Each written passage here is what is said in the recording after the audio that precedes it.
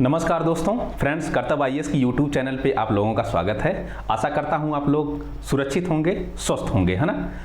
Friends, हम लोग polity वाले सीरीज पर डिस्कस कर रहे थे और पॉलिटी वाले सीरीज में हमने 9 वीडियो आपको दे दिया है। ये 10वां वीडियो शायद होगा, ठीक है ना। तो उसको आप लोग अच्छे से देख लीजिएगा। पिछला वीडियो प्रस्तावना का था, प्रियम्बल का था। प्रस्तावना को मैं बताया कि भैया याद कैसे करना है और प्रस्तावना में क्या क्या चीज़ें निहित हैं, ठीक है ना।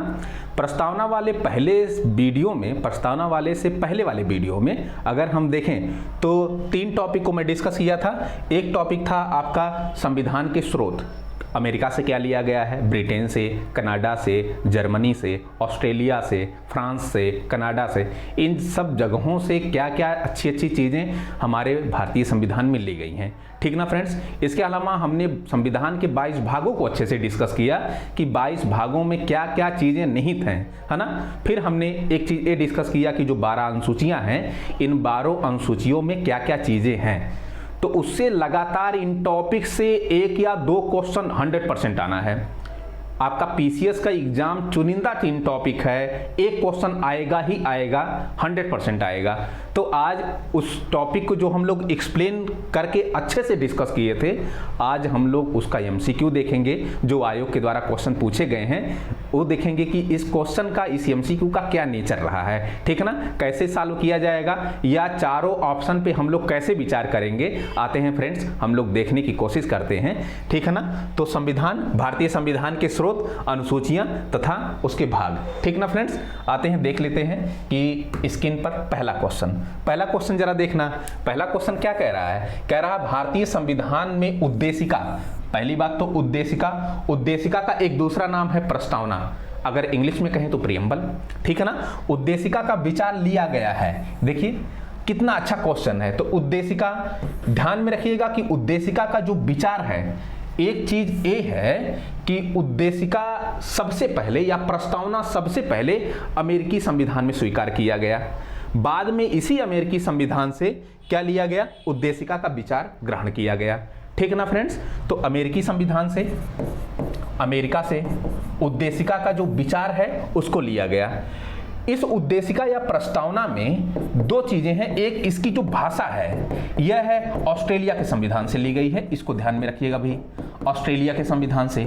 तीसरा, अगर उद्देशिका में आप देखें सामाजिक, आर्थिक, राजनीतिक न्याय, ठीक ना फ्रेंड्स, सामाजिक, आर्थिक, राजनीतिक न्याय, जो प्रस्तावना में नहीं कहा गया है कि न्याय किस प्रकार का मिलता है, सामाजिक, आर्थिक, राजनीतिक न्याय। यह सामाजिक, आर्थिक, राजनीतिक न्याय आपके कहां से लिया गया है, रूस से लिया गया है। इस चीज को नोट डाउन कर लीजिएगा। इसके अलावा जो बंधुत्व, समानता, स्वतंत्रता, समानता और बंधुत्व का आदर्श वाक्य है वो फ्रांस से लिया गया है। क्या, स्वतंत्रता, समानता और बंधुत्व, ठीक ना फ्रेंड्स, बंधुत्व, ये कहां से लिया गया है, आपके फ्रांस से लिया गया है। तो ये सब सारी चीजें आपको याद रखनी पड़ेंगी उद्देशिका से संबंधित। अच्छा, उद्देशिका की बात आती है तो उद्देशिका का जन्म कहां से होता है, तो उद्देशिका 13 दिसंबर 1946 को पंडित जवाहरलाल नेहरू के द्वारा संविधान सभा में एक उद्देश्य प्रस्ताव पेश किया गया था। बाद में 22 जनवरी 1947 को इसी उद्देश्य प्रस्ताव को स्वीकार कर लिया जाता है संविधान सभा के द्वारा। और यही उद्देश्य प्रस्ताव का जो परिवर्तित, का जो संशोधित, का जो अपडेटेड रूप होता है वही क्या कहलाता है, उद्देशिका कहलाता है या प्रस्तावना कहलाता है। आई होप चीजें समझ में आ गई होंगी। और यह किन देशों के संविधान से क्या क्या चीजें जो प्रस्तावना में निहित हैं किस प्रकार संबंधित हैं उसको आपने देख लिया, चीजें क्लियर हो गई होंगी। आते हैं, देख लेते हैं। अच्छा, इटली के संविधान से कोई चीजें अडॉप्ट नहीं की गई हैं। कनाडा के संविधान से क्या लिया गया है, तो ऐसे बताइए, कनाडा के संविधान से एक तो केंद्र राज्य संबंध, जो संघीय प्रणाली है वो कनाडा के संविधान से ली गई है, ठीक ना फ्रेंड्स, संघीय व्यवस्था कनाडा के संविधान से। दूसरा, केंद्र के द्वारा राज्यों में राज्यपालों की नियुक्तियां कहां से लिया गया है, कनाडा से लिया गया है। इसके अलावा इसके अलावा और अवशिष्ट शक्तियां जो होंगी वह केंद्र में निहित होंगी। कहां से लिया गया है? कनाडा में लिया गया है। फ्रांस से क्या लिया गया है? तो फ्रांस से आपका गणतंत्रात्मक व्यवस्था ली गई है, गणतंत्रात्मक प्रणाली ली गई है। ये कहां से?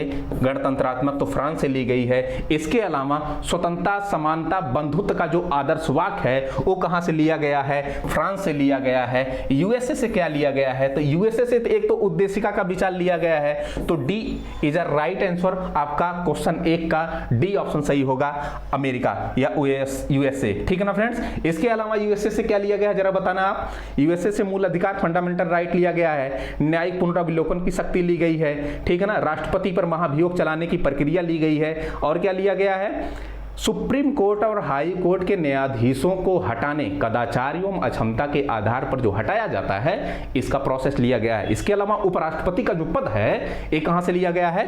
यूएसए से लिया गया है। आई होप चारों ऑप्शन आपके क्लियर हो गए होंगे कि किस किस ऑप्शन से क्या क्या क्वेश्चन क्रिएट हो सकते हैं या क्या आंसर हो सकता है। ठीक ना फ्रेंड्स। आते हैं नेक्स्ट क्वेश्चन पे, सुनना जरा क्या कह रहा है कि दूसरा वाला क्वेश्चन जरा देखना।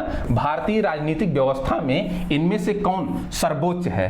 तो सर्वोच्च संविधान है। संविधान के ही आधार पर राज्य व्यवस्था की शक्ति और अधिकार इत्यादि चीजों का निर्धारण होता है। कोई भी अंग कहां से शक्ति प्राप्त करते हैं? तो वह संविधान से शक्ति प्राप्त करते हैं। इसलिए भारतीय राजनीतिक व्यवस्था में अगर कोई सर्वोच्च है तो वह क्या है? संविधान है, संविधान है। इस चीज को जानते रहिएगा। ठीक है ना। अच्छा, एक चीज ये भी है, संविधान है, ठीक है ना। तो संसद नहीं है, धर्म नहीं है। संसद की सारी बातें कहां पे? संविधान में की गई है। सर्वोच्च न्यायालय संविधान में। धर्म में संविधान की बातें नहीं की गई हैं। इस चीज को जानते रहिएगा। हाँ, संविधान में धर्म की बातें जरूर की गई हैं। ठीक ना फ्रेंड्स। तो आपका आंसर क्या होगा? बी सही होगा। ना तो सी होगा, ना तो डी होगा, ना तो ए होगा। आते हैं नेक्स्ट क्वेश्चन पे, सुनना जरा। कह रहा है कि भारत में न्यायिक पुनरीक्षण, ठीक है ना, जुडिशियल रिव्यू की बात कर रहा है, न्यायिक पुनरावलोकन की संकल्पना की बात कर रहा है। यह प्रोसेस कहां से लिया गया? इसकी संकल्पना कहां से ली गई है? संविधान में कहां से ग्रहण किया गया है? तो अभी मैं बताया कि यूएसए से क्या क्या चीजें ली गई हैं। अगर हम देखें अमेरिका से, तो अमेरिका से क्या क्या चीजें ली गई हैं? एक तो न्यायिक पुनरावलोकन की शक्ति ली गई है, पुनरावलोकन इसकी शक्ति ली गई है। ठीक ना फ्रेंड्स। इसके अलावा फंडामेंटल राइट लिया गया है, मूल अधिकार लिया गया है, उपराष्ट्रपति का पद लिया गया है, ठीक है ना, उपराष्ट्रपति का पद लिया गया है। और क्या लिया गया है? राष्ट्रपति पर महाभियोग की प्रक्रिया ली गई है, राष्ट्रपति पर महाभियोग इसकी प्रक्रिया ली गई है। और क्या लिया गया है? सुप्रीम कोर्ट और हाई कोर्ट के न्यायाधीशों को हटाने की जो प्रक्रिया है उसका प्रावधान लिया गया है, उसकी संकल्पना। तो अमेरिका से लिया गया है। यूनाइटेड किंगडम से नहीं लिया गया है। यूनाइटेड किंगडम से आपका क्या क्या लिया गया है? एक तो संसदीय शासन व्यवस्था ली गई है, ठीक है ना, विधायी प्रक्रिया ली गई है, मंत्रिमंडलीय प्रणाली ली गई है। और क्या लिया गया है? एकल नागरिकता ली गई है। कहां से ली गई है? वो यूनाइटेड किंगडम ब्रिटेन से ली गई है। ठीक ना फ्रेंड्स। तो आपका आंसर तो सी होगा, लेकिन अगर और ऑप्शन पे अगर हम विचार करें तो यूनाइटेड किंगडम के विषय में आप जान सकते हैं, ब्रिटेन के विषय में। तो ब्रिटेन से क्या क्या चीजें? संसदीय शासन प्रणाली ली गई है। हाँ, अगर संघीय शासन प्रणाली की बात करें तो कहां से लिया गया है? कनाडा से लिया गया है। संघीय शासन प्रणाली का अर्थ ये होता है कि केंद्र राज्य मिलकर काम करेंगे, दोनों के मध्य शक्तियों का बंटवारा होगा, ठीक है ना, अवशिष्ट शक्तियां केंद्र में निहित होंगी। इसके अलावा भारत की जो विविधताएं हैं, जो एकता और अखंडता है, उसके स्वरूप और ढांचे को भी अखंडित किया जा सकता है। ठीक ना फ्रेंड्स। तो ब्रिटेन से क्या क्या चीजें ली गई हैं? संसदीय शासन प्रणाली, मंत्रिमंडलीय शासन प्रणाली, ठीक है ना, इसके अलावा विधायी प्रक्रिया, संसदीय विशेषाधिकार, एकल नागरिकता, ये सब सारी चीजें ब्रिटेन या यूनाइटेड किंगडम से ली गई हैं। संयुक्त राज्य अमेरिका से चीजों को बता ही दिया गया, ये सब सारी चीजें ली गई हैं। यूएसएसआर, सॉरी ये यूएसएसआर है, ध्यान में रखिएगा। तो आपका ऑप्शन बी सही होगा। यूएसएसआर मतलब कि रसिया से क्या क्या चीजें ली गई हैं, रसिया से क्या क्या चीजें ली गई हैं भैया, तो मूल कर्तव्य लिया गया है रसिया से, ठीक है ना फ्रेंड्स। ये काफी इंपॉर्टेंट है कि मूल कर्तव्य आपका रसिया से लिया गया है। ऑस्ट्रेलिया से क्या लिया गया है, तो ऑस्ट्रेलिया से, रसिया से एक चीज और ली गई है, क्या, न्याय, जो प्रस्तावना में न्याय की बात होती है, कौन से न्याय, सामाजिक, आर्थिक, राजनीतिक न्याय, वो कहां से लिया गया है, रूस से लिया गया है, यूएसएसआर से लिया गया है। इसके अलावा मूल कर्तव्य कहां से लिया गया है, यूएसएसआर से लिया गया है। और ऑस्ट्रेलिया से आपकी समवर्ती सूची ली गई है, समवर्ती सूची, और ये समवर्ती सूची क्या, कि जिस पर केंद्र और राज्य दोनों मिलकर कानून बनाते हैं। अगर कोई विवाद की स्थिति उत्पन्न होती है दोनों के कानूनों के बनाए जाने पर, तो केंद्र का कानून मान्य होगा। ये समवर्ती सूची कहां से ली गई है भाई, तो आपके ऑस्ट्रेलिया के संविधान। इसके अलावा ऑस्ट्रेलिया के संविधान से और क्या चीजें ली गई हैं, ऑस्ट्रेलिया के संविधान से ध्यान में रखिएगा कि संयुक्त बैठक का प्रावधान ऑस्ट्रेलिया के संविधान से लिया गया है। संयुक्त बैठक क्या है, जब कोई विधेयक संसद में लाया जाता है, साधारण विधेयक हो, और इस साधारण विधेयक पर लोकसभा और राज्यसभा में असहमति हो जाती है, विरोधाभास उत्पन्न हो जाता है, उस स्थिति में राष्ट्रपति क्या करता है, संयुक्त बैठक बुलाता है इस विधेयक को पास करने के लिए। इसी को संयुक्त बैठक कहते हैं। ध्यान में रखिएगा कि यह संयुक्त बैठक अनुच्छेद 108 के अंतर्गत बुलाई जाती है। इसकी अध्यक्षता कौन करता है, तो लोकसभा स्पीकर करता है। अच्छा, अध्यक्षता किस अनुच्छेद के तहत करता है, तो अनुच्छेद 118(3) के तहत करता है। इसका अध्यक्षता का प्रावधान कोई 108 में नहीं है। 108 में जो संयुक्त बैठक बुलाई जाती है उसका प्रावधान है, 118(3) में जो अध्यक्षता करता है स्पीकर, उसका प्रावधान है। ठीक है ना फ्रेंड्स, आई होप जो तीसरा नंबर का क्वेश्चन है, जो जितने विकल्प हैं चीजें क्लियर हो गई होंगी। आते हैं हम लोग नेक्स्ट क्वेश्चन पे, सुनना जरा। चौथा क्वेश्चन क्या कह रहा है कि भारत की संघात्मक व्यवस्था में निम्नलिखित में से किस देश से संबंधित है। ये संघात्मक व्यवस्था, मैं बताया कि ये संघात्मक जो व्यवस्था है इसमें केंद्र और राज्य के संबंधों की बात होती है, ठीक है ना, दोनों के मध्य शक्तियों के विभाजन की बात होती है। इसमें भारत की जो विविधताएं हैं, भारत की जो तमाम एकता और अखंडता की बात होती है, वो सारी चीजें संघात्मक ढांचे में निहित होती है। ठीक है ना फ्रेंड्स, तो संघात्मक जो व्यवस्था है वो कनाडा के संविधान से ली गई है। इसके अलावा जो केंद्र की शक्ति होगी वह अवशिष्ट शक्तियां केंद्र में निहित होगी, और केंद्र ही राज्यों में राज्यपाल की क्या करेगी, नियुक्ति करेगी। ठीक ना फ्रेंड्स, तो ये संघात्मक व्यवस्था आपका कनाडा के संविधान से लिया गया है। अभी अभी यूनाइटेड किंगडम का मैं जो है आपको बताया कि क्या क्या चीजें, एक तो ध्यान में रखिएगा कि एकल नागरिकता, दूसरा पूछा गया है कि भैया संसदीय प्रणाली कहां से ली गई है, तो यूनाइटेड किंगडम से ली गई है। यहीं पे अगर मंत्रिमंडलीय प्रणाली कह दिया जाए, मंत्रिमंडलीय प्रणाली, तो कहां से ली गई है, ब्रिटेन से ली गई है, यूनाइटेड किंगडम से। आयरलैंड से क्या लिया गया है, काफी अच्छा है, आयरलैंड से आपका राज्य के नीति निर्देशक तत्वों को लिया गया है। इसके अलावा और क्या लिया गया है, जो राज्यसभा में सीटों का नामांकन होता है वो कहां से लिया गया है, आयरलैंड से लिया गया है। ठीक ना फ्रेंड्स, आई होप चीजें कंफर्म हो गई होंगी। राष्ट्रपति के निर्वाचन की जो पद्धति है वो कहां से ली गई है, आयरलैंड से ली गई है। तो ये सब सारी चीजें आई होप आपकी क्लियर हो गई होंगी कि चौथे क्वेश्चन में क्या क्या क्वेश्चन और बन सकते हैं, आंसर क्या हो सकता है। आते हैं नेक्स्ट क्वेश्चन पे, सुनना जरा। कह रहा है 5वां नंबर क्वेश्चन कि भारत के संविधान निर्माताओं ने 7वीं अनुसूची में वर्णित समवर्ती सूची की अवधारणा को ग्रहण किया। अभी अभी मैं पिछले वाले क्वेश्चन में डिस्कस किया कि भैया जो समवर्ती सूची है, समवर्ती सूची, और इस समवर्ती सूची को एक तो ऑस्ट्रेलिया के संविधान से ग्रहण किया गया है, ऑस्ट्रेलिया से लिया गया है। ठीक है ना, इस समवर्ती सूची में क्या है कि केंद्र और राज्य दोनों मिलकर कानून बनाते हैं, लेकिन अगर केंद्र और राज्य के कानूनों में कोई अंतर्विरोध उत्पन्न होता है, कोई विरोधाभास उत्पन्न होता है, उस स्थिति में केंद्र का जो कानून होगा वो मान्य होगा। इस चीज को नोट डाउन कर लीजिएगा। ठीक है ना फ्रेंड्स, अब हम लोग आते हैं, ध्यान में रखिएगा कि इतने समय टोटल 52 विषय है, किसमें, समवर्ती सूची में टोटल 52 विषय है। मूल रूप से अगर हम देखें तो इसमें 47 विषय था, लेकिन अब 5 विषय को और बढ़ा दिया गया है 42वां संविधान संशोधन 1976 के द्वारा। ठीक है ना फ्रेंड्स, आई होप चीजें क्लियर हो गई होंगी। ऑस्ट्रेलिया के संविधान से तो आपकी समवर्ती सूची रिलेट कर लेता है। कनाडा के संविधान से संघीय व्यवस्था, केंद्र राज्य संबंध, राज्यपाल की राज्यों में नियुक्ति केंद्र करेगा, इसका प्रावधान कनाडा से। इटली के संविधान से कुछ नहीं। दक्षिण अफ्रीका के संविधान से क्या लिया गया है, तो संविधान संशोधन की जो प्रक्रिया है वो कहां से लिया गया भैया, आपके दक्षिण अफ्रीका से लिया गया है, ठीक है ना। आते हैं नेक्स्ट क्वेश्चन पे। नेक्स्ट क्वेश्चन क्या कह रहा है, 6ठा नंबर क्वेश्चन जरा देखना। कह रहा है कि भारत के संविधान में सम्मिलित समवर्ती सूची किस देश की देन है, तो अभी बताया कि ऑस्ट्रेलिया के संविधान से, ठीक है ना, ऑस्ट्रेलिया के संविधान से। इटली से कुछ नहीं लिया गया। कनाडा से संघीय शासन व्यवस्था का, केंद्र राज्य संबंध का, ठीक है ना फ्रेंड्स। इसके अलावा सोवियत संघ से, रूस से क्या लिया गया है, तो रूस से अभी मैं बताया आपका कि मूल कर्तव्य लिया गया है। क्या मूल कर्तव्य लिया गया है। इसके अलावा जो प्रस्तावना में न्याय की बात की जाती है, किस न्याय की, सामाजिक न्याय,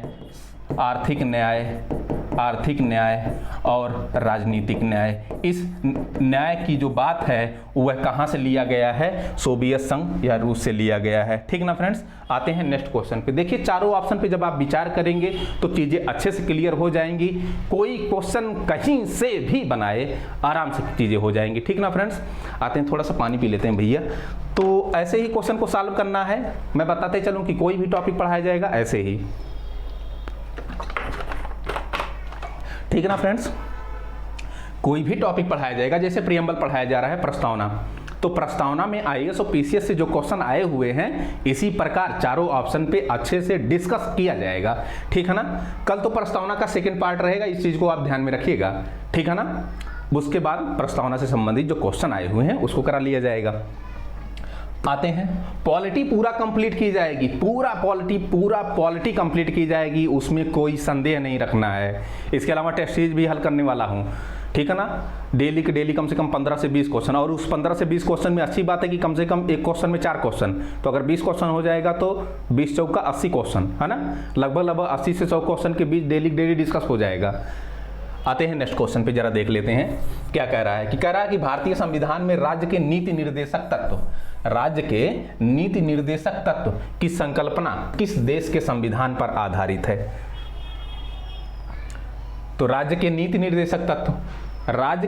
निर्देशक तत्वों को कहां से लिया गया है, आयरलैंड के संविधान से। अच्छा, आयरलैंड के संविधान से एक तो डीपीएसपी लिया गया है, डायरेक्ट प्रिंसिपल स्टेट पॉलिसी।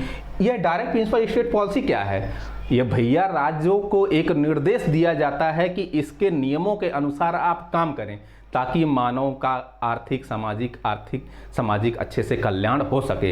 एक कल्याणकारी राज्य की अवधारणा पर यह आधारित है डीपीएसपी, इसको ध्यान में रखिए। इसके अलावा आयरलैंड के संविधान से और क्या चीजें ली गई हैं तो उसको आप लोग देखिए, पिछले वाले अभी क्वेश्चन में मैं बताया, ठीक है ना। जापान से क्या लिया गया है, जापान से विधि द्वारा स्थापित प्रक्रिया ली गई है, नोट डाउन कर लीजिए। विधि द्वारा स्थापित प्रक्रिया, ये चीजें ली गई हैं, ठीक है ना। मतलब कि जो विधि बनाई जाती है उस विधि को जब स्थापित किया जाता है तो एक प्रोसेस के तहत किसी मामले को हल किया जाता है। जो विधि बनाई जाती है उसी विधि के अकॉर्डिंग, है ना। तो विधिगत के आधार पर चीज़ों को हल करने का प्रयास किया जाना चाहिए, ना कि जबरदस्ती, ना कि अनदर किसी माध्यम से। कोई भी चीज़ें एक विधिगत माध्यम से चलनी चाहिए ना, जो विधि जो कानून में लिखा गया है। तो विधि द्वारा स्थापित प्रक्रिया जो होगी उसी प्रक्रिया के ही माध्यम से सारी चीज़ें संचालित होंगी, ठीक। यूएसएसआर क्या लिया गया है, यूएसएसआर से तो मूल कर्तव्य लिया गया है। इसके अलावा प्रस्तावना में सामाजिक आर्थिक राजनीतिक न्याय की बात की गई है, ठीक है ना। तो आपका आंसर क्या होगा, आपका आंसर बी होगा। आयरलैंड के संविधान से DPSP direct principle state policy लिया गया है। राज्य के नीति निर्देशक तत्व जब हम पढ़ाएंगे तो उसमें बताएंगे उदारवादी अवधारणा क्या है, गांधीवादी अवधारणा क्या है, समाजवादी अवधारणा क्या है। एक ना एक क्वेश्चन जरूर से जरूर आता है। इसके अलावा 42वां संविधान संशोधन 1976 किस प्रकार अटैच्ड है। इसके अलावा 86वां संविधान संशोधन 2002 किस प्रकार अटैच्ड है, ठीक है ना। इसके अलावा 97वां संविधान संशोधन 2011 कैसे अटैच्ड। ये सब सारी चीज़ें हम लोग डिस्कस करेंगे राज्य के नीति निर्देशक तत्वों में, ठीक है ना। फ्रांस के संविधान से क्या लिया गया है? तो एक तो गणतंत्रात्मक प्रावधान, गणतंत्रात्मक व्यवस्था जो है वो फ्रांस के संविधान से ली गई है। दूसरा क्या लिया गया है? स्वतंत्रता, समानता और बंधुत्व का जो आदर्श वाक्य है वो कहां से लिया गया है? फ्रांस के संविधान से लिया गया है। फ्रांस की जब क्रांति थी, फ्रांस की क्रांति में स्वतंत्रता, समानता, बंधुत्व का नारा दिया गया था। यही आदर्श वाक्य हमारे संविधान, हमारी प्रस्तावना में कहां से लिया गया है? आपके फ्रांस से लिया गया है। ठीक ना फ्रेंड्स, आते हैं नेक्स्ट क्वेश्चन भाई, देख लेते हैं। कह रहा है कि सूची 1 को सूची 2 से सुमेलित करना है कि क्या क्या चीजें कहां से ली गई हैं। ठीक है ना, तो मूल अधिकार कहां से लिया गया है? तो आपके अमेरिका के संविधान से, अभी अभी डिस्कस किया अमेरिका के संविधान से।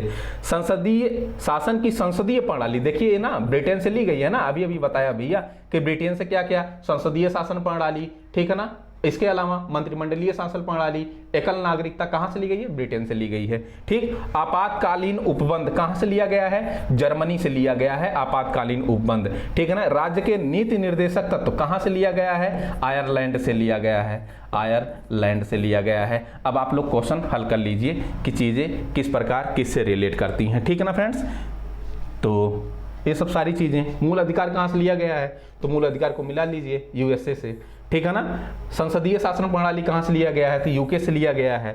आपातकालीन उपबंध कहां से लिया गया है? तो जर्मनी से क्या लिया गया है? तो राज्य के नीति निर्देशक तत्व कहां से लिया गया? आयरलैंड के संविधान से। कनाडा का एक संविधान बचता है, तो यहां से भी जान लीजिए, एक तो संघीय शासन व्यवस्था ली गई है, संघीय शासन व्यवस्था। दूसरा केंद्र राज्य संबंधों को, इसी को केंद्र राज्य संबंधों को ही संघीय शासन व्यवस्था कहते हैं। तीसरा, केंद्र के द्वारा जो राज्यों में राज्यपालों की नियुक्तियां होती हैं, राज्यपाल की नियुक्ति, इस राज्यपाल की नियुक्ति केंद्र के द्वारा राज्यों में कहां से लिया गया है? कनाडा के संविधान से। आई होप चीजें क्लियर हो गई होंगी, आंसर लगा लेना अपना। ठीक ना भैया, आते हैं। कह रहा है कि सूची 1 फिर वही मिलान करना है कि मौलिक अधिकार कहां से लिया गया है। तो मौलिक अधिकार देख लीजिए कहां से, अमेरिका के संविधान से लिया गया है। ठीक है ना, राज्य के नीति निर्देशक तत्व कहां से लिया गया है? तो आयरिश संविधान से लिया गया है, यहां से इसको मिला लीजिए। मंत्रिमंडलीय प्रणाली, अभी चिल्ला कर हम बताइए भैया कि कहां से ले गया है। ठीक है ना, मंत्रिमंडलीय प्रणाली कहां से ले गया है? ब्रिटेन के संविधान, ब्रिटिश संविधान से। कहां?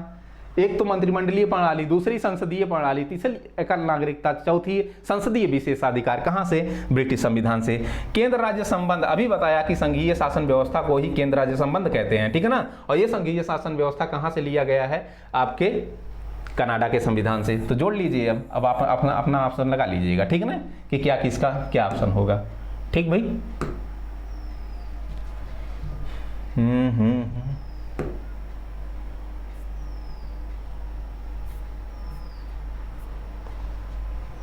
एक क्या हो गया?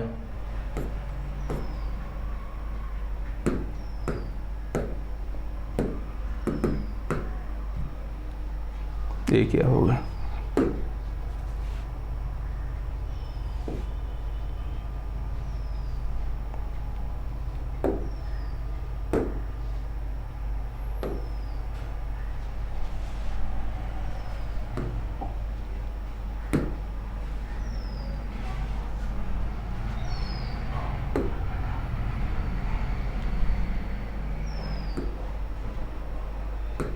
ठीक फ्रेंड्स, आते हैं। थोड़ा सा टेक्निकल नॉलेज मुझे कम है, ठीक है ना, और चीज़ें जब गड़बड़ हो जाती हैं तो थोड़ा मैं डिस्टर्ब हो जाता हूँ कि कैसे सही होगा। फिलहाल परमात्मा की कृपा से सही हो गया। ठीक है ना, आते हैं नेक्स्ट क्वेश्चन। ये तो हो गया ना, हाँ ये तो हो गया मिलाने वाला। नेक्स्ट क्वेश्चन जरा देखते हैं। नेक्स्ट क्वेश्चन क्या कह रहा है आपका? कह रहा है कि 11वां नंबर क्वेश्चन, भारत का संविधान सबसे अधिक लंबा हो गया है। ठीक है ना, भारत का संविधान सबसे अधिक लंबा हो गया है। एक कथन है, कारण क्या कह रहा है कि मौलिक अधिकारों का अध्याय अमेरिका संविधान के मॉडल से लिया गया है। तो कथन तो दोनों सही है, कथन और कारण यहाँ पे दोनों सही। एक तो भारत का संविधान सबसे लंबा संविधान है, भैया विश्व का सबसे लंबा संविधान है। ठीक है ना, इसके अलावा जो कारण बता रहा है, कारण ये कह रहा है कि मौलिक अधिकारों का अध्याय अमेरिका से लिया गया है, बात सही है। लेकिन अमेरिका के संविधान से लिए जाने के कारण ऐसा नहीं है कि जो है भारत का संविधान लंबा हो गया है। हाँ, अगर ये कहें कि भारतीय विविधताओं के कारण भारत का संविधान लंबा हो गया है, ठीक है ना। भारत में तमाम संविधान संशोधनों के कारण भारतीय संविधान लंबा हो गया है, ठीक है ना। इसके अलावा भारत का जो है बृहद आकार के कारण भारत का संविधान लंबा हो गया है। तो कुछ बातें समझ में आती हैं, लेकिन ये कहना कि संविधान मूल अधिकारों से संविधान अमेरिका के संविधान से लिया गया है इसीलिए भारत का संविधान लंबा हो गया है, तो ये गलत है। व्याख्या नहीं कर रहा है, स्पष्टीकरण नहीं है, ठीक है ना। तो आपका ऑप्शन क्या हो जाएगा, बी सही हो जाएगा, ठीक है फ्रेंड्स। आते हैं नेक्स्ट क्वेश्चन। नेक्स्ट क्वेश्चन जरा देखना, कह रहा है कि निम्नलिखित कथनों पर विचार कीजिए और भारत के संविधान में क्या है। कथनों पर विचार करना, कहना है कि क्या सही है, कौन सा कथन सही है, ठीक है ना। कह रहा है कि भारत के संविधान में 20 भाग हैं, तो 20 भाग नहीं भैया, कितने भाग हैं आपके, 22 भाग हैं, ठीक है ना। फिर कह रहा है, अच्छा ए ऑप्शन अगर गलत होगा तो ए इसमें है और ए इसमें है, मतलब कि ए और डी तो गलत हो गया। फिर कह रहा है दूसरा वाला कथन कि भारत के संविधान में कुल 390 अनुच्छेद हैं। 390 अनुच्छेद नहीं है भैया, 395 अनुच्छेद। ध्यान में रखिएगा कि ये मूल अनुच्छेद थे, एक तो यहां से गलत हो जाता है, दूसरा वर्तमान में 395 नहीं बल्कि 446 अनुच्छेद लगभग हैं, ठीक है ना। तो आपका ऑप्शन 2 भी गलत हो जाएगा। जब 2 गलत हो जाएगा तो ए भी गलत हो जाएगा, केवल क्या बचेगा, सी ऑप्शन बचेगा। तो सी इज राइट आंसर। पढ़ लीजिए कि भारतीय संविधान में 9वीं अनुसूची, 10वीं अनुसूची, 11वीं अनुसूची और 12वीं अनुसूची, ठीक है ना, को संविधान संशोधन अधिनियमों के माध्यम से जोड़ा गया। तो बिल्कुल बात सही है, ठीक है ना। अगर देखिए आपको अब ऑप्शन सी भी नहीं, कथन 3 नहीं आता तो भी क्वेश्चन हो सकता था, ये आईएएस में क्वेश्चन पूछा गया है। आपको पता होना चाहिए कि कथन 1 गलत है और कथन 2 गलत है, तो आप क्रॉस करके क्वेश्चन को हल कर लेते। लेकिन अगर आपको यह भी पता होना चाहिए कि 9वीं अनुसूची में क्या है, को भूमि सुधार है, भूमि सुधार 9वीं, ठीक है ना फ्रेंड्स। कथनों पर विचार कीजिए, संविधान में अनुसूचियां, बिल्कुल। तो 9वीं अनुसूची में आपका भू सुधार है, ठीक ना फ्रेंड्स। भू सुधार या जमींदारी उन्मूलन। तो ये जो जमींदारी उन्मूलन है ये 9वीं अनुसूची में जोड़ा गया। इतने समय ये कहा गया कि 9वीं अनुसूची में जोड़कर कि संसद को यह अधिकार है कि 9वीं अनुसूची में भू सुधार से संबंधित कानूनों को इंक्लूड कर सकती है। अगर इसको प्रारंभ में ये कहा गया कि इसको सुप्रीम कोर्ट या हाई कोर्ट में चुनौती नहीं दी जा सकती जो 9वीं अनुसूची में भू सुधार से संबंधित कानून शामिल किए गए हैं, ठीक ना फ्रेंड्स। लेकिन IR कोहेल्लो बनाम तमिलनाडु का मामला 2007 में जब आता है तो इसमें कहा गया कि नहीं, अगर संसद कोई विधि बनाती है जो भू सुधार और 9वीं अनुसूची में शामिल किया गया है तो उस कानून को फंडामेंटल जो राइट है या फिर संविधान का मूल ढांचा, इस आधार को अगर हस्तक्षेप करता है कोई कानून जो 9वीं अनुसूची में डाला गया है तो उसको सुप्रीम कोर्ट या हाई कोर्ट में चुनौती दी जा सकती है, ठीक है ना फ्रेंड्स। तो IR कोहेल्लो बनाम तमिलनाडु का भी मामला याद रखना है। तो एक तो 9वीं अनुसूची ध्यान में रखिएगा कि प्रथम संविधान संशोधन 1951 के द्वारा जोड़ा गया, और जो 10वीं अनुसूची है, 10वीं अनुसूची 52वें संविधान संशोधन 1985 में यह है दल बदल कानून या दल बदल विरोधी कानून के रूप में आपका जोड़ा गया, ठीक है ना। 11वीं अनुसूची क्या है, तो 11वीं अनुसूची आपका पंचायती राज व्यवस्था 73वां संविधान संशोधन 1992, ठीक है ना फ्रेंड्स, पंचायती राज व्यवस्था का प्रावधान करता है इसलिए जोड़ा गया। और 12वीं अनुसूची यह है 74वां संविधान संशोधन 1992, यह है नगरपालिका के प्रावधान, मतलब शहरी क्षेत्रों में स्थानीय प्रशासन की बात करता है इसलिए ऐड किया गया। आई होप चीजें क्लियर हो गई होंगी। आते हैं नेक्स्ट क्वेश्चन पे, सुनना जरा, ठीक है ना फ्रेंड्स। आते हैं भाई, कह रहा है कि भारतीय संविधान की निम्न दी गई अनुसूचियों में से कौन एक राज्य के नामों की सूची अथवा उनके राज्य क्षेत्रों का ब्यौरा देती है। तो जब मैं पहली अनुसूची पढ़ाया तो पहली अनुसूची जब मैं पढ़ाया तो पहली अनुसूची में बताया कि भारत के संघ एवं उसके राज्य क्षेत्र इनका प्रावधान किया गया है, संघ एवं राज्य क्षेत्रों का प्रावधान किया गया है। तो पहली अनुसूची ऑप्शन ए सही होगा, ठीक ना फ्रेंड्स। जब हम दूसरी अनुसूची को देखते हैं तो दूसरी अनुसूची में क्या प्रावधान किया गया है, इसमें परिलब्धियों के लिए वेतन और भत्ते की बात की गई है। इस वेतन और भत्ते को की पॉइंट के रूप में याद रखिएगा कि दूसरी अनुसूची में क्या है भाई, वेतन और भत्ता, इनकी बात की गई है, ठीक है ना फ्रेंड्स। तीसरी अनुसूची में क्या है, तो इसमें जो पद हैं, संवैधानिक पद, जो तमाम पद हैं उनके शपथ और प्रतिज्ञान की बात की गई है, ठीक है ना फ्रेंड्स। शपथ और प्रतिज्ञान, ओथ जो लिया जाता है, शपथ ली जाती है तीसरी अनुसूची में। लेकिन ध्यान में रखिएगा कि राष्ट्रपति, उपराष्ट्रपति और राज्यपाल, इन तीनों पदों के लिए शपथ का प्रावधान तीसरी अनुसूची में नहीं है। इनके लिए विशेष प्रावधान विशेष अनुच्छेदों में किया गया है, राष्ट्रपति, उपराष्ट्रपति और राज्यपाल के लिए, ठीक ना भैया। तो तीसरी अनुसूची इसलिए आपकी इंपॉर्टेंट हो जाएगी। तो आपका ऑप्शन तो ए सही है, लेकिन ए चीजें इसमें होंगी, ठीक है ना। चौथी अनुसूची में क्या है कि चौथी अनुसूची में कहता है कि राज्यसभा के सीटों का जो आवंटन होगा वह राज्य और केंद्र शासित प्रदेशों के मध्य होगा, ठीक है ना।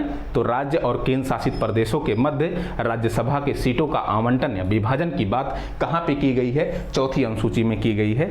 ये आई होप ये चीजें क्लियर हो गई होंगी। आते हैं नेक्स्ट क्वेश्चन, सुनना जरा क्या कह रहा है कि भारत के संविधान की चौथी अनुसूची, फिर देखिए वही बात कर लिया कि चौथी अनुसूची में राज्यसभा में स्थापित सीटों, ये सीट है, सीटों के आवंटन का प्रावधान, और इन सीटों के आवंटन का प्रावधान कहाँ पे होगा, एक तो आपका राज्यों में होगा और दूसरा आपका केंद्र शासित प्रदेशों में, केंद्र शासित प्रदेशों में, ठीक ना फ्रेंड्स। और यूटी, यूनियन टेरिटरी, तो राज्य और केंद्र शासित प्रदेशों में राज्यसभा के सीटों का आवंटन किस अनुसूची में है, तो चौथी अनुसूची, ठीक ना फ्रेंड्स। अच्छा, राजनीतिक दल बदल को मैं बताया कि भैया इसको 10वीं अनुसूची में जोड़ा गया। 10वीं अनुसूची कब, 52वें संविधान संशोधन 1985 के द्वारा। इसमें अधिकार किसको दिया जाता है, स्पीकर को यह अधिकार रहता है, और राज्य में राज्य विधानसभा के अध्यक्ष को यह अधिकार रहता है कि कोई अगर सदस्य है, चाहे वो राज्य विधानसभा का हो, और संसद में कोई अगर सदस्य, लोकसभा में कोई सदस्य हो, तो उसको स्पीकर को यह अधिकार दिया जाता है कि उसको आयोग ठहरा सकता है। वो कई शर्तों के आधार पर ठहरा सकता है। जब हम दल बदल कानून 1985 पढ़ाएंगे, 52वां संविधान पढ़ाएंगे, संशोधन पढ़ाएंगे, तो उसमें हम सारी चीज़ें डिस्कस करेंगे, ठीक है ना फ्रेंड्स। अच्छा, भाषाओं को, पंचायती राज व्यवस्था को तो मैं बताया कि पंचायती राज व्यवस्था को आपका 11वीं अनुसूची, ठीक है ना, 11वीं अनुसूची, चूंकि 12वीं अनुसूची में आपका शहरी स्थानीय प्रशासन की बात की गई है, तो 11वीं अनुसूची को कब जोड़ा गया, तो 73वां संविधान संशोधन 1992 के द्वारा जोड़ा गया, ठीक ना फ्रेंड्स। अच्छा, भाषाओं की चर्चा, तो भाषाओं की चर्चा आपकी 8वीं अनुसूची में है। कितनी भाषाएं, 22 भाषाएं। अच्छा, इसमें संविधान संशोधन कितनी बार किए गए, 3 बार। एक बार 21वां संविधान संशोधन किया गया, एक बार आपका 71वां संविधान संशोधन किया गया, ठीक है ना, 71वां संविधान संशोधन 1992, एक बार 52वां संविधान संशोधन 2003 किया गया, ठीक है ना। तो इसमें कई भाषाएं जोड़ी गई। जो 21वां संविधान संशोधन किया गया 1967, इसमें सिंधी भाषा जोड़ी गई, ठीक है ना फ्रेंड्स। इसके अलावा जो 71वां संविधान संशोधन 1992 किया गया, इसमें नेपाली, मणिपुरी और कोंकणी 3 भाषाओं को जोड़ा गया। नेपाली, मणिपुरी और कोंकणी 3 भाषाओं को जोड़ा गया। फिर आपके 52वां संविधान संशोधन 2003 किया गया, तो इसमें बोडो, मैथिली, संथाली, ये सब सारी भाषाओं को, 4 भाषाओं को जोड़ा गया, ठीक ना फ्रेंड्स। तो आते हैं हम लोग नेक्स्ट क्वेश्चन पे, सुनना जरा क्या कह रहा है। क्वेश्चन नंबर 15, भारतीय संविधान की तृतीय अनुसूची में निम्नलिखित में से क्या संबंधित है। तृतीय अनुसूची किससे रिलेट करता है, तो मैं बताया तृतीय अनुसूची आपके जो पद हैं उनके शपथ का प्रावधान किया गया है, बशर्ते 3 पदों को हटाया गया है तीसरी अनुसूची में शपथ लेने से। कौन कौन से पद हैं, राष्ट्रपति का पद है, उपराष्ट्रपति का पद है, राज्यपाल का पद है। अब देखना जरा कथन, कह रहा है कि संघ के मंत्री के लिए पद की शपथ, तो बिल्कुल बात सही है, संघ के मंत्री के लिए पद की शपथ है। उच्चतम न्यायालय के मुख्य न्यायाधीश द्वारा ली जाने वाली शपथ, बिल्कुल सही बात है। फिर कह रहा है कि तीसरा ऑप्शन कह रहा है कि भारत के राष्ट्रपति के लिए शपथ का प्रारूप तो नहीं है, राष्ट्रपति के लिए नहीं है, स्पेशल प्रोविजन किया गया है। तो कथन 3 गलत हो जाएगा। अच्छा, कथन 3 जब गलत है तो ऑप्शन ए में कथन 3 है, गलत कर लीजिए, बी में कथन 3 है, गलत कर लीजिए, डी में कथन 3 है, गलत कर लीजिए, सिर्फ का सिर्फ बचा क्या, ऑप्शन सी। एक प्रकार तो यह क्वेश्चन सॉल्व करने का बेहतर तरीका है। दूसरा, आपको सारे पता होने चाहिए। और संसद के सदस्यों द्वारा ली जाने वाली शपथ का प्रारूप, ये भी कहाँ है, तीसरी अनुसूची में। तो ऑप्शन ए कथन 4 भी सही होगा। तो 1 2 4, 1 2 4 C is a right answer. ठीक है ना फ्रेंड्स, आते हैं नेक्स्ट क्वेश्चन पे, सुनना जरा। नेक्स्ट क्वेश्चन क्या कह रहा है कि राज्य भूमि सुधार, देखिए आ गया ना 9वीं अनुसूची, 9वीं अनुसूची आपका आ गया। 9वीं अनुसूची कब जोड़ा गया, तो प्रथम संविधान, फर्स्ट संविधान संशोधन 1951 में जोड़ा गया। ठीक है ना। 9वीं अनुसूची में भू सुधार से संबंधित कानून संसद बनाएगी, और संसद के द्वारा बनाया गया कानून पहले ये कहा गया कि न्यायालय में चुनौती या न्यायालय में परिवर्तनीय नहीं होगा। लेकिन 2007 में जब IR कोहेल्लो का मामला आता है, 2007 में IR कोहेल्लो बनाम तमिलनाडु का जब मामला आता है, तमिलनाडु का मामला आता है, तो इसमें कहा गया कि 24 अप्रैल 1973 के बाद अगर कोई कानून 9वीं अनुसूची में जोड़ा जाता है संसद के द्वारा, तो उस कानून को सुप्रीम कोर्ट में चुनौती दी जा सकती है, उसका न्यायिक पुनरावलोकन हो सकता है, न्यायिक समीक्षा हो सकती है। इस चीज़ को नोट डाउन कर लीजिएगा।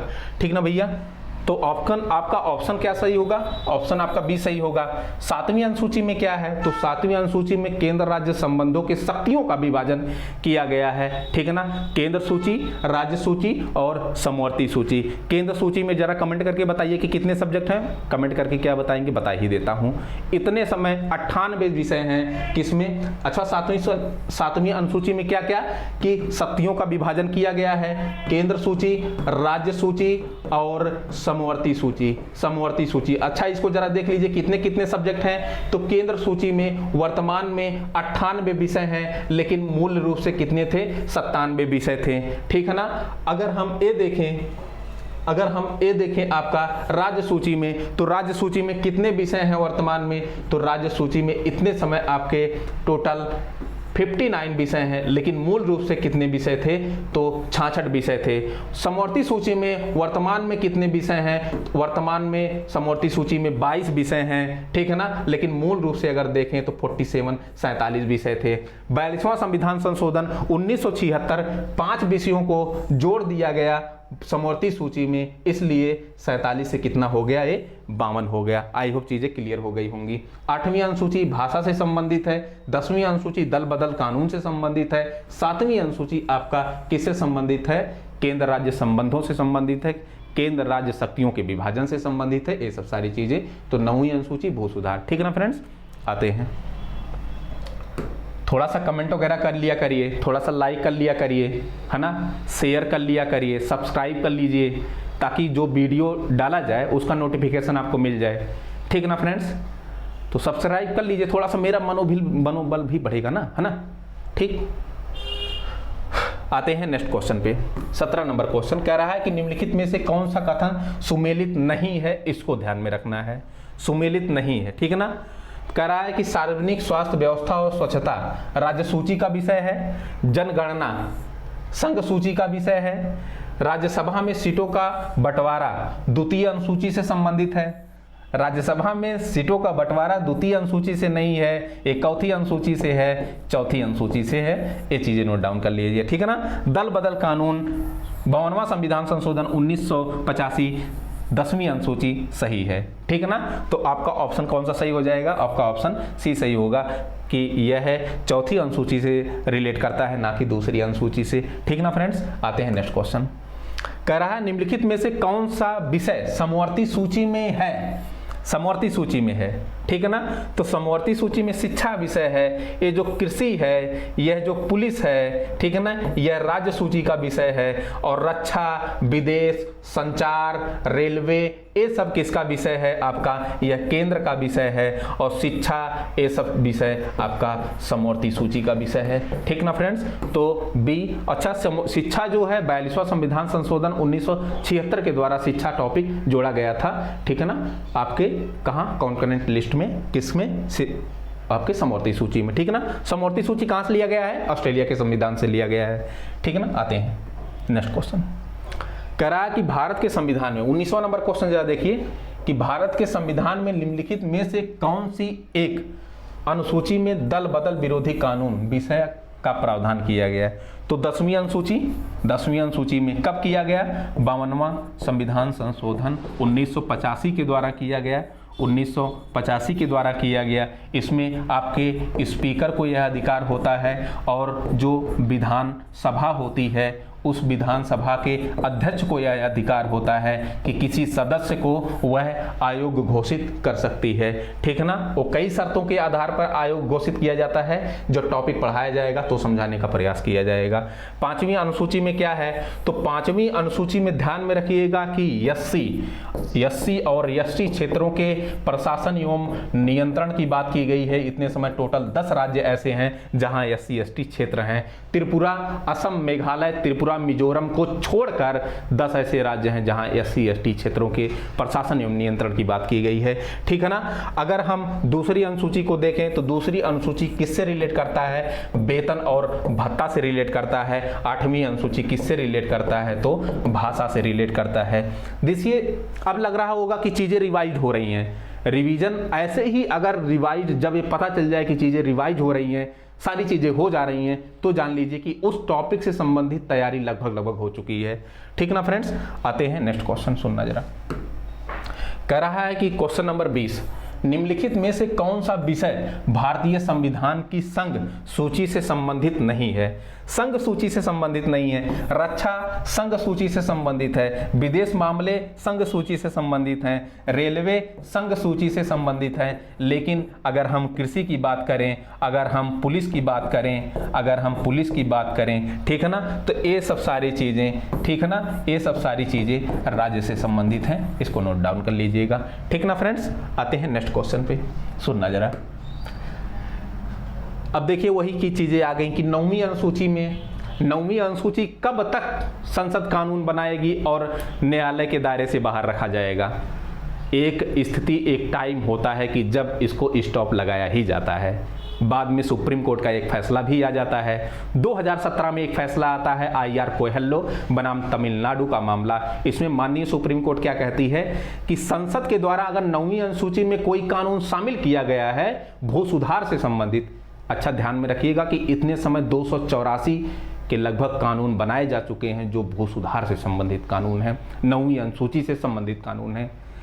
तो इसमें IR कोयहल्लो बनाम तमिलनाडु के मामले में सुप्रीम कोर्ट ने क्या कहा कि 9वीं अनुसूची में शामिल कोई कानून को सुप्रीम कोर्ट में चुनौती दी जा सकती है अगर संविधान का मूल ढांचा हस्तक्षेपित होता है, ठीक है ना। उस स्थिति में ध्यान में रखिएगा कि यह डेट निर्धारित किया गया कि 24 अप्रैल 1973 के बाद अगर कोई कानून जोड़ा गया है तो उसको सुप्रीम कोर्ट में चुनौती दी जा सकती है। किस आधार पर? मूल ढांचे के हस्तक्षेपित होने के आधार पर, ठीक है ना। तो ये 9वीं अनुसूची से रिलेट करता है। 9वीं अनुसूची भूमि सुधार 9वीं अनुसूची, ठीक है ना फ्रेंड्स। फिर यही केस आता है IR कोयहल्लो बनाम तमिलनाडु का मामला 2007 में आता है, ठीक है ना। तो यहाँ पर क्या कहा जाता है? चुनौती दी जा सकती है, ठीक है ना। न्यायिक समीक्षा न्यायालय द्वारा की जा सकती है। तो ये सब सारी चीजें कही गई, ठीक है ना फ्रेंड्स। 7वीं अनुसूची क्या है कि केंद्र राज्य बीच शक्तियों का विभाजन किया गया है। 8वीं अनुसूची में क्या है? भाषा है। 10वीं अनुसूची में क्या है? दल बदल कानून की बात की गई है। आते हैं नेक्स्ट क्वेश्चन जरा देखना। कह रहा है कि भारत के संविधान की किस अनुसूची के अधीन जनजातीय भूमि एवं खनन के लिए निजी पक्षकारों को अकृत और शून्य घोषित किया जा सकता है। तो 5वीं अनुसूची जो है उसके विषय में बात की जा रही है, ठीक है ना। 5वीं अनुसूची में 10 ऐसे राज्य हैं जहां पर एससी और एसटी क्षेत्रों के प्रशासन और नियंत्रण की बात की जाती है, ठीक ना फ्रेंड्स। ध्यान में रखिएगा कि जो 6वीं अनुसूची है, 6वीं अनुसूची, इसमें असम, मेघालय, त्रिपुरा और मिजोरम, चार ऐसे राज्य हैं। इनको छोड़कर पांचवी अनुसूची में 10 ऐसे राज्य हैं जहां SC ST क्षेत्रों की बात की जाती है, लेकिन छठी अनुसूची की जब बात आती है तो उसमें असम, मेघालय, त्रिपुरा, मिजोरम जैसे राज्यों में SC ST क्षेत्रों के प्रशासन एवं नियंत्रण की बात की जाती है। ठीक ना, तो आपका कौन सा ऑप्शन सही हो जाएगा? पांचवी अनुसूची। तीसरी अनुसूची में क्या है? की पॉइंट, शपथ का प्रावधान है। किनके शपथ का प्रावधान नहीं है? तो राष्ट्रपति के, उपराष्ट्रपति के, राज्यपाल के शपथ का प्रावधान नहीं है। पांचवी अनुसूची आपका ऑप्शन में बता ही दिया। नौवीं अनुसूची क्या है? तो नौवीं अनुसूची आपका क्या है? तो भू सुधार से संबंधित है, अभी अभी डिस्कस किया, भू सुधार से संबंधित। 12वीं अनुसूची क्या है? तो 12वीं अनुसूची आपकी शहरी क्षेत्रों में स्थानीय प्रशासन, मतलब कि 74वां संविधान संशोधन 1992 जो नगर पालिका की व्यवस्था करता है वो आपका है। ठीक ना फ्रेंड्स, आते हैं नेक्स्ट क्वेश्चन, सुनना जरा। कह रहा है कि संविधान की 23वां नंबर क्वेश्चन जरा देखना। कह रहा है संविधान की अनुसूची 6 में इनमें से किस राज्य में लागू नहीं होती? तो मैं बताया कि भैया जो अनुसूची 6 है, इस अनुसूची 6 में असम, मेघालय,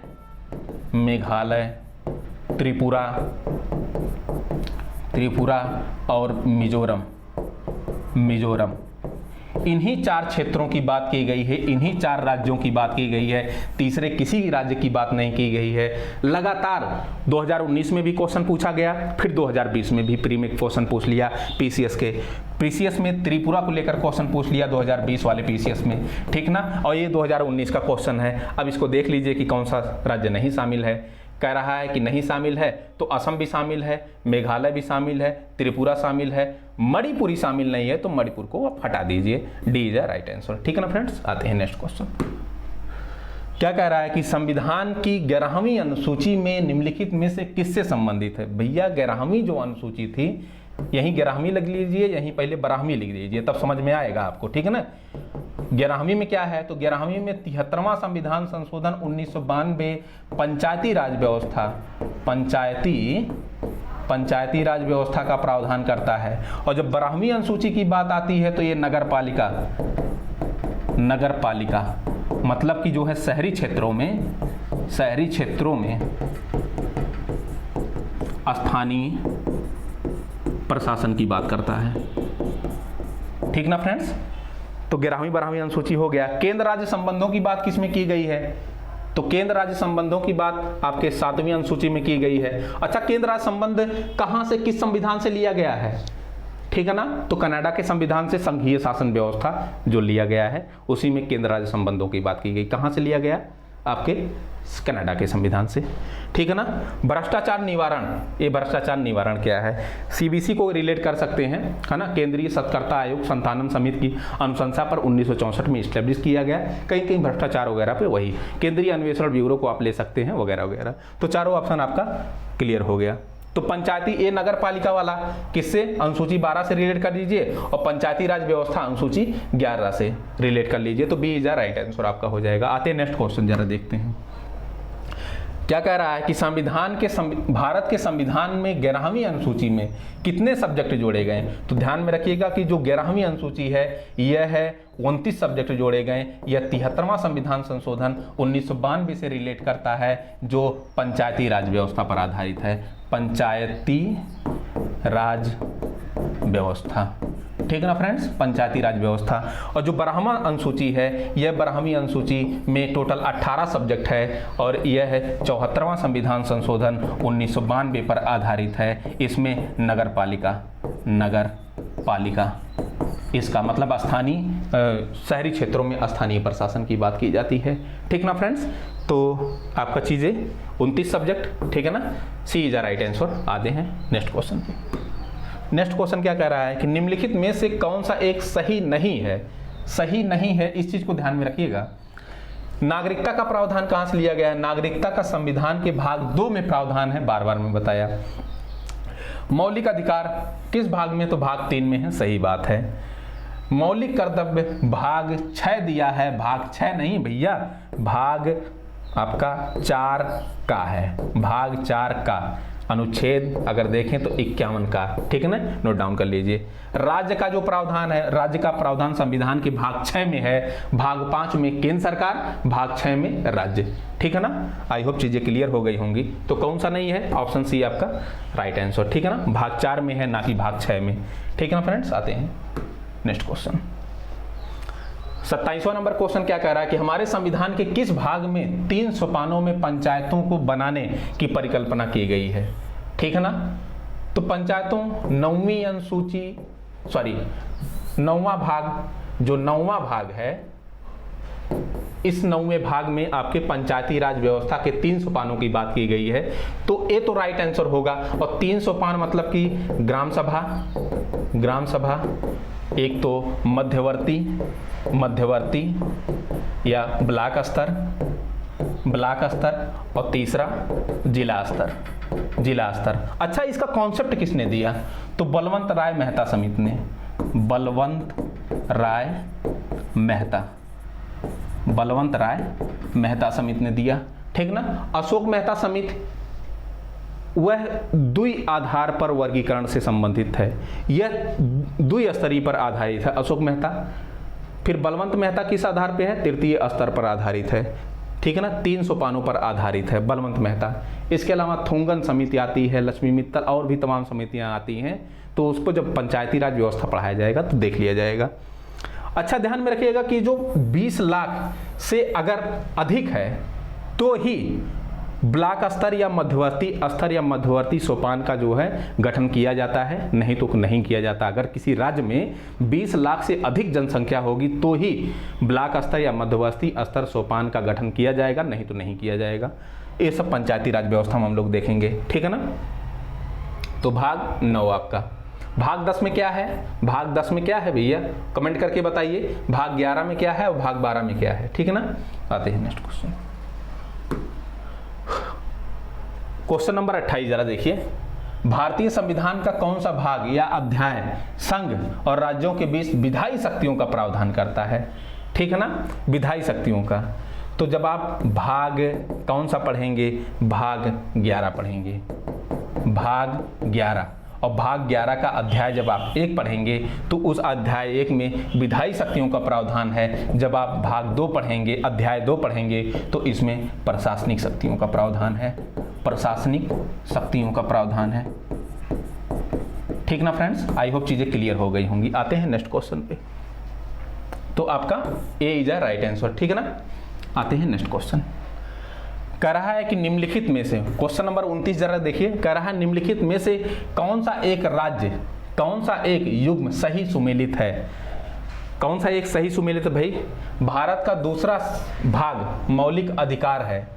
तो दूसरा जो भाग है यह है किससे संबंधित है? नागरिकता से संबंधित है, इसलिए यह गलत है, ठीक है ना। संविधान का तीसरा भाग नागरिकता से है, तो संविधान का तीसरा भाग नागरिकता नहीं बल्कि मूल अधिकार से संबंधित, तो उल्टा पुल्टा किया है, मूल अधिकार से संबंधित है, इसलिए यह भी गलत है। संविधान का चौथा भाग मौलिक कर्तव्य, चौथा का भाग मतलब 4 का में कह रहा है कि मूल कर्तव्य है, तो बिल्कुल सही है।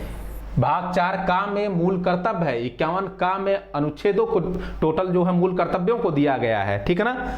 तो सी इज राइट आंसर आपका होगा। फिर कह रहा है डी देख लीजिए किस प्रकार गलत है। कह रहा है संविधान का 5वां भाग राज्य सरकार के नीति निर्देशक सिद्धांत से संबंधित है, तो 5वां भाग आपके राज्य के नीति निर्देशक सिद्धांतों से संबंधित नहीं है, ध्यान में रखिएगा, ठीक है ना। 5वें भाग में आपके केंद्र की बात की गई, केंद्र सरकार की बात की गई है, ठीक है ना। क्वेश्चन नंबर 30 देखिए। कह रहा है निम्नलिखित में से कौन संविधान संशोधन के अंतर्गत सही सुमेलित नहीं है? सही सुमेलित नहीं है। क्या पंचायती राज व्यवस्था भाग 9 पर आधारित है? तो बिल्कुल, ठीक है ना। फिर कह रहा है कि नगर पालिकाएं भाग 9 का पे आधारित है, तो बिल्कुल सही बात।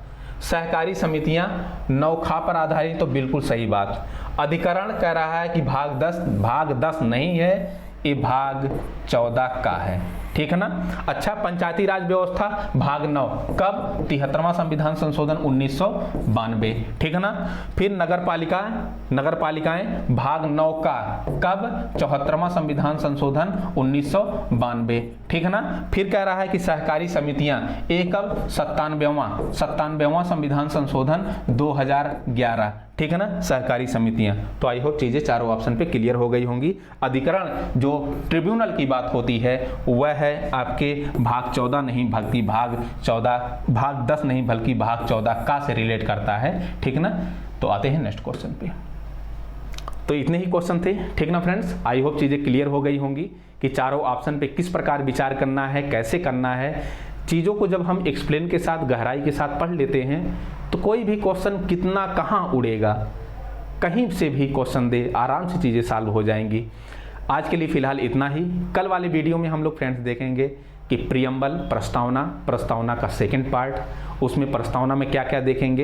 एक तो प्रस्तावना का जो नेचर है, राज्य का नेचर है, राज्य की प्रकृति, संपूर्ण प्रभुत्व संपन्न को देखेंगे, समाजवादी शब्द को देखेंगे, पंथ निरपेक्ष को डिटेल से देखेंगे, समाजवादी पंथ निरपेक्ष लोकतंत्र को देखेंगे, गणतंत्रात्मक व्यवस्था को डिटेल से देखेंगे। इसके अलावा 42वां संविधान संशोधन 1976 में क्या क्या चीज़ें निहित हैं, ठीक है ना। समाजवादी, धर्मनिरपेक्ष, पंथ निरपेक्ष, अखंडता, ये 3 शब्दों को अच्छे से डिटेल से देखेंगे, ठीक है ना। इसके बाद संविधान पर किसने क्या कथन कहा, ठीक है ना, उस कथनों को प्रस्तावना में किसने क्या कथन कहा, उस कथनों को हम लोग डिटेल से अच्छे से देखेंगे।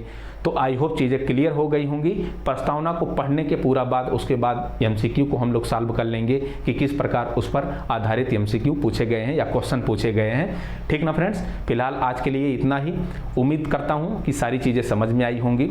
और हाँ, आप लोग थोड़ा सा वीडियो को लाइक करिए, सब्सक्राइब करिए। सब्सक्राइब कर लेंगे तो जो वीडियो डाला जा रहा है उसकी सूचना आपको, उसका नोटिफिकेशन आपको मिल जाएगा, ठीक ना फ्रेंड्स। बाकी कल थैंक्स, शुक्रिया।